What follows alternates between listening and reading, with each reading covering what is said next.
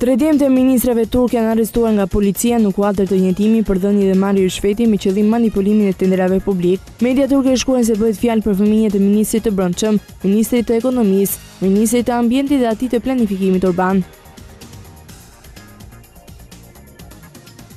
Parlamenti gjerman i ka dhënë me shumicë votash mandatin e tretë në krye të vendit kancelares Angela Merkel, e cila do të jetë shefja e një koalicioni të madh. Merkel ka marrë 462 vota pro në seancën e posaçme të mbajtur të martën në Bundestag. Bloku i saj qendrës së djathtë nuk arriti të fitonte shumicën ndërmuese në zgjedhjet e shatorit dhe përrjedhoi të ndajë pushtetin bashkë me socialdemokratët. 6 ushtarët e koalicionit të udhëhequr nga NATO në Afganistan kanë humbur jetën në një aksident në jug të vendit. Të dhënat e para nuk fajsojnë aktivitetin armik për këtë aksident rrugor, por nuk mund të përjashtohet shkelja e një mine nga automjeti që po thonin ushtarët. Shtetësia e viktimave nuk është bërë ende e njohur.